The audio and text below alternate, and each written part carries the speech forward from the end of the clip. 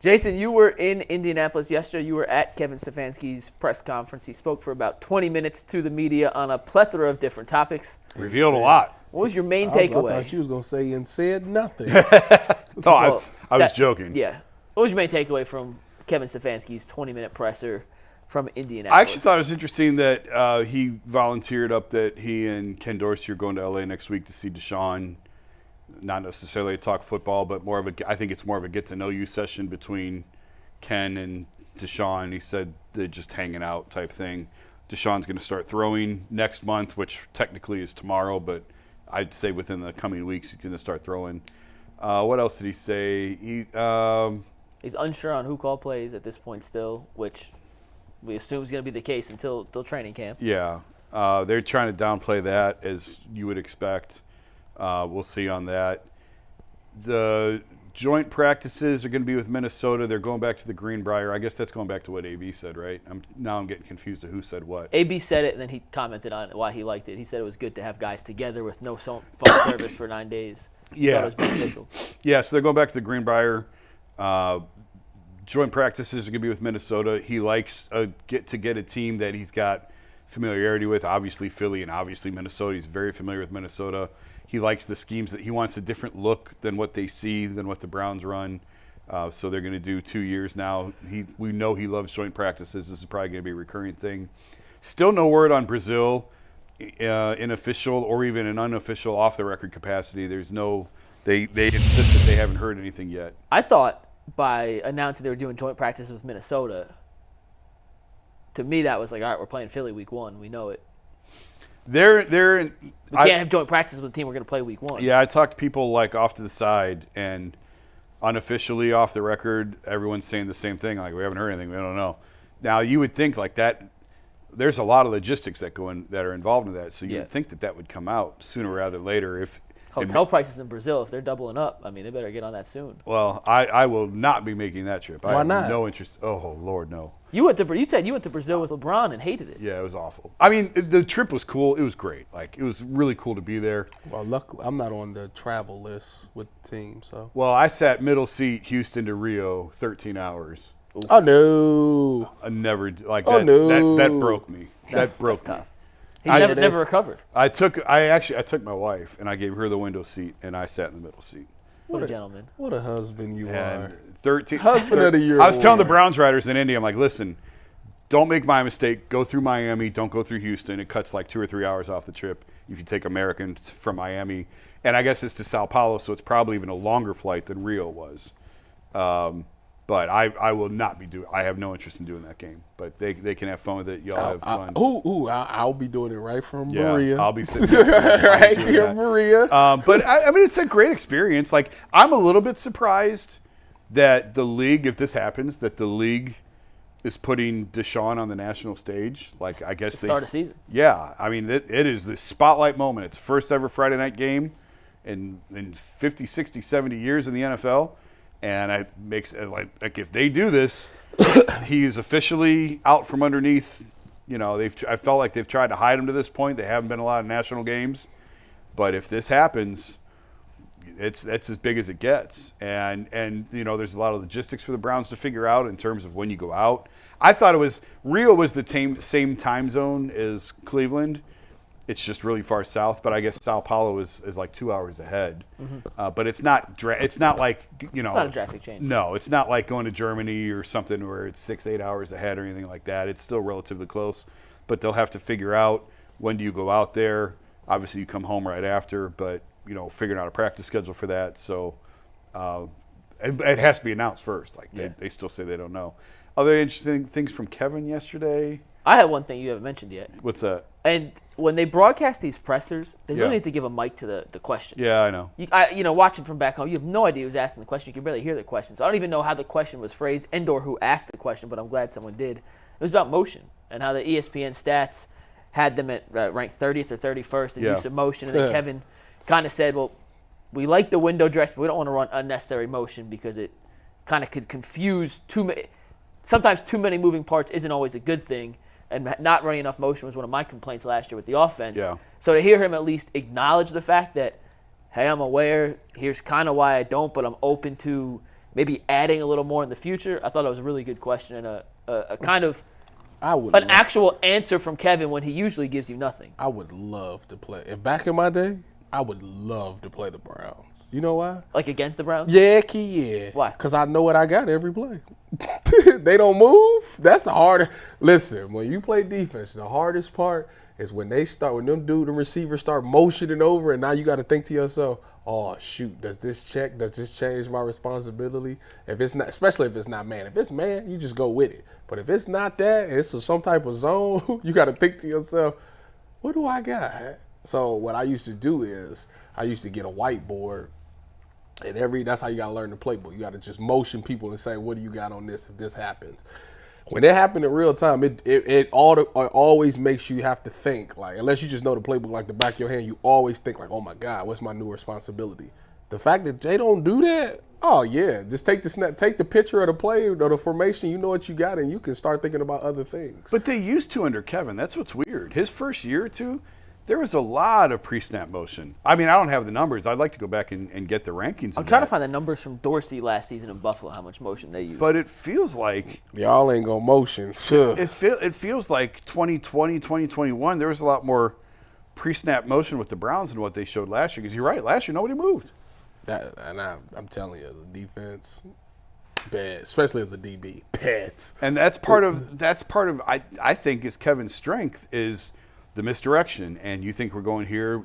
Think about Miami. They were number one in the league. They motioned that to Tyreek Hill, and everybody, oh my God, where is he gonna stop? Where is he going? You think about Kansas City when they beat the Philadelphia Eagles, just sending a motion, coming back, and then boom, sending him back across, left Kadarius Toney wide open. So that motion stuff is really real when it comes to D because there's so much communication that has to happen that you can cause a lot of confusion. So I can't sparse it by week to week. I only have the full season numbers, but Buffalo 27th in the NFL in pre-snap motion on just 13.4% of snaps. The Browns 31st at 12.4, so just a 1% increase from Dorsey. Now, granted, he was only the coach for, 10 games?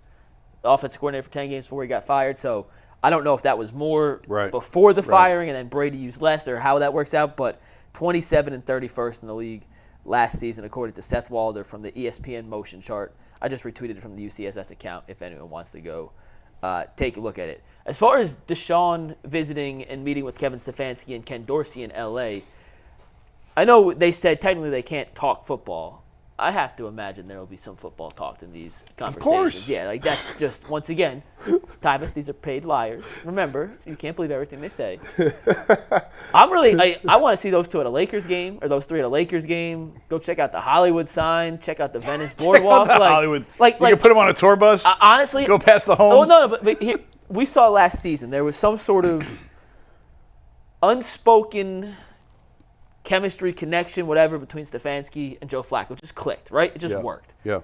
And for whatever reason, it just hasn't clicked in that sense with Deshaun Watson yet. So I'm down for trying literally anything, whatever it takes. Do you want to throw out a crazy idea? A tour bus? Walk the Hollywood Walk of Fame together? I don't give a rat's ass what you want to suggest to get them on the same page, but just spending time together, get to know each other, help develop that chemistry, and maybe you can learn a thing or two about Deshaun and vice versa. Deshaun learns a thing or two about Dorsey and Stefanski, that when push comes to shove in the fourth quarter, something you kind of learn about that person. You won't find out how they react in a pressure situation, but something you learn about them in that situation could then come back into play in a football scenario 3-4 months down the road. I mean, I don't feel like their relationship wasn't great. I'm not saying it was bad. I'm just saying Flacco came in and it was immediate. Well, Flacco came in. Boom. Flacco came in with I'm playing with house money. Like I'm just let the ball fly type thing. I think Deshaun, it was more, I got to get back into the groove of myself, and I think once he started getting there, boom, he got hurt and he had to deal with all these injuries. And he's going to have to do that again this year coming off the shoulder injury. Yeah, technically. So I think it's just going to be one of those things. He's going to start off slow and then ramp up. Before you go, Jason, I'm not insinuating it's a bad relationship. Like, that's not what I'm just saying. Whatever it takes to bring that relationship from wherever it is, good to great, great to impeccable, impeccable to the greatest relationship ever, to take that next step, I'm all for trying anything. One thing that AB said the other day that struck me, when Deshaun first came here, I know that there was I won't say it was a concerted effort, but there was a thought of let's try and limit some of the unnecessary hits that Deshaun takes. We don't want Jalen Hurts out here running around getting killed for no reason. And yet, it just feels like next year they're just going to let Deshaun do whatever he wants to do. Because AB was asked, is there any sort of fear of you need to protect him coming off this bizarre shoulder injury that doesn't happen very often? And do you need to, like, protect him, or do you just cut him loose and let him go? And Andrew said it'll be more of the latter. And that just tells me that between restructuring this entire offense and now, like, just cutting him loose, for 2 years now, he has not played up to the level. He's had some good moments last year. I don't want to misconstrue that. He had some good games last year and some good moments. But I think we can all sit here and say, has he lived up to the expectation that we thought he would after 2 years? I can say I don't think he has. Do you think he has? No. But I think it's off of that. I think the difference between him and Joe is Joe was cut loose. Joe was like, I'm going to let it fly. Joe had nothing to lose. Yeah, that's what I'm saying. But there's a difference in cutting Joe Flacco loose from the pocket and just ripping it around the field, and cutting Deshaun Watson loose on scrambles and bootlegs and everything else where you're exposing him to hits.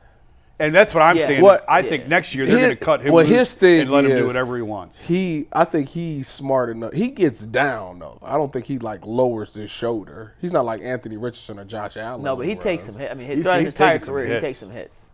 He better get down.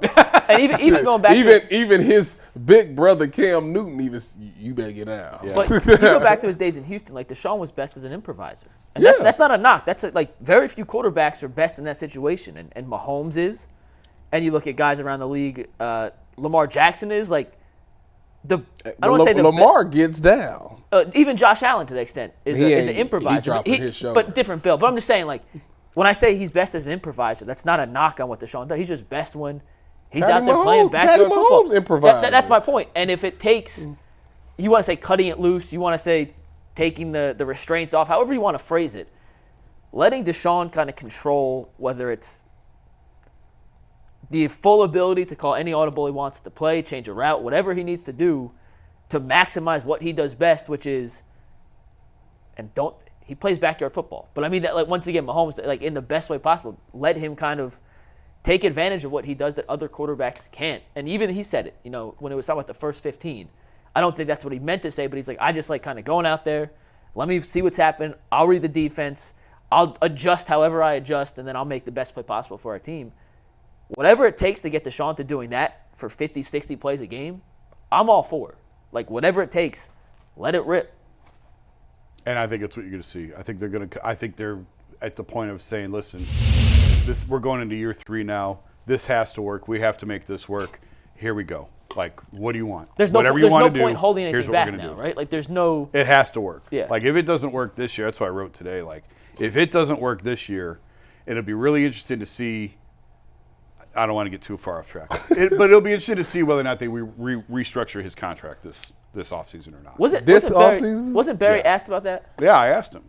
And he gave me a 2-word answer and moved on very quickly. He didn't want to spend a whole lot of time on it. What was the answer? He said, not necessarily. I said, do you need to restructure Deshaun again this offseason? He said, not necessarily. What's the next question? Like, he didn't want to talk about it anymore. But because the more that you restructure a contract, the harder it is to get out of at the end, the more painful it is at the end to get out of. And they've done a really nice job of, like, I wrote it for today, like, they nailed the cap in terms of projecting how high it was going to go. Barry said it fell without specific numbers. It landed about where they thought it would. And they did a really nice job. They picked the right contracts to restructure in terms of, like, Miles last year and Njoku last year. Joel was a little bit of a risk just because he's getting a little bit older. Wyatt coming off the calf last year was a little bit of a risk, but they picked the right guys. Obviously, they've already restructured Denzel. Now we'll see if they restructure Deshaun again, because the cap number this year is $64 million. If they restructure it and lower it to a more manageable number, well, now you're going to push next year's number over $70 million. And then you're going to push more dead money to the end when he's not even under contract. And that's where Atlanta really kind of burned itself. Atlanta went back and restructured Matt Ryan one too many times, and they got whacked with a $40 million dead cap charge when Ryan was finishing his career in Indianapolis. He wasn't even on the roster. Atlanta still had a $40 million cap hole on their cap. So that's what you're trying to avoid. So it doesn't, I don't want to make too much of it because it doesn't necessarily mean they want out of Deshaun if they don't restructure it. But it's just curious. If they don't restructure, it's a lot easier to get out of at the end. If it doesn't work and you need to find an exit strategy, I think at the end of this year is when you start talking about if he has another poor year, whether through injury or something else, I think they really have to start having honest conversations of an exit strategy or what do we do here. It's going to be a lot harder to do that if they do restructure this. But because of the cap spike, because of some of the other decisions they've made, they don't necessarily, Andrew said, they don't necessarily have to restructure it. And that, I don't want it to make it sound like if they don't restructure it, that means they're trying to get out of it. That's not what I'm saying. But I'm just saying if they do restructure it, it will be a lot harder to get out of at the end. And Tyus, I'm curious of your opinion on that 1 sec, but just so everyone knows, if they were to restructure his contract, it would open about $35 million, right?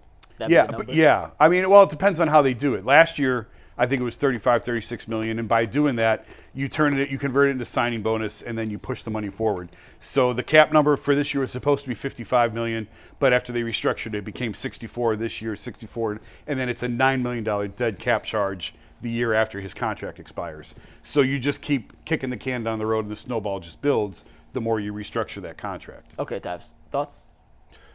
I think Deshaun will have a great season this season. I don't know why I feel like that. I think that they'll do something that will make this fan base go, oh, my God. Andrew Berry does it every year. He gets somebody or brings somebody in that gets everybody excited about the season. So I don't expect nothing different there. As far as the restructuring the contract go, I mean, you always said at some point, they're going to have to pay the bill. Right. No matter what you do, at some point, the hits go hit. If you pick the right guys, it mitigates the damage. Philadelphia's done a really nice job with restructuring the right guys. Like, Philly's been the model of this. They pick the right guys every year. They move money around, and they've never really been So is Amari Cooper that guy that? What's that? Is Amari Cooper the other guy that? Well, I mean, it's going to be Chubb.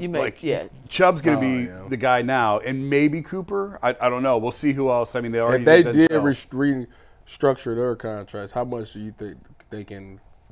Well, Chubb, you're going to probably get $4 or $5 million off of that. I would think you're going to turn it. Although I don't know. Like, Chubb is really interesting because it's not guaranteed. And it depends how long they want to stretch it out. Right? Yeah, and it's not even really a restructure with him because there's not guaranteed money. It's an extension. We're not going to give you this We're not going to give you this 11 you got coming to you. Now, can we come up with a number that we can both agree on, and then give you incentives to make the rest of it back, type thing? So that's he could say I'll take 5.5 but give me 3 in incentives. 6 in incentives. Yeah. Up to 11. Really? Whatever. Whatever. I mean, he's as much as he wants. I don't know what they're going to settle on and because it would be a new deal, like you can make it mostly signing bonus in year one. Like they did with Deshaun. Mm-hmm. So there's all kinds of ways around it. And the one advantage that the Browns have, real quick on this, the fact that Jimmy Haslam does have the amount of wealth that he does, yes. Yeah. It makes it not all – I mean, look at the Bengals. Not all owners are liquid to where – I mean – paid up front. We talked about it Tuesday. The Browns have done a terrific job of paying and structuring contracts to get guys money up front and pay it in hand. Like Dalvin Tomlinson's cap hit has been – $10 million over the last 2 years. He's been paid $30 million. Well, since we have such a great owner in Jimmy and D. Haslam, who does a tremendous job, I think that y'all do an unbelievable job of paying people for what they're going to be. You know, maybe not necessarily what they are at the moment. Are you asking for a raise? And the reason that I bring that up is because I think that this guy on y'all radio staff by the name of Tyvis Powell, I think, like, don't get me wrong, I'm not saying he's one of the greatest, but I think he does a pretty good job in the pregame and postgame. Not only handling the callers, but he does an excellent job of being a voice for athletes and coaches, and he does just a really unique perspective that for some odd reason, after he says something on the radio and we go interview the players or the coaches, they literally say exactly what Tyvis said. I think that he does such a tremendous job that we should take care of him and just extend him a raise. You looking for Njoku money or? No, I don't want Njoku money. I don't want none of that. Like, I'm just, if you put an extra $200 on my check, that's a big plea for $200. I just $200 on my check. I'm not asking for thousands of dollars. Put an extra zero on there. No, because I want to continue to keep. I want to keep progressing. But just an extra $200, maybe $300 on my check, I would greatly appreciate it. Go a long way. I got 2 kids. I want to, start putting their college funds away. This would be a great job. You could think of it that way. You're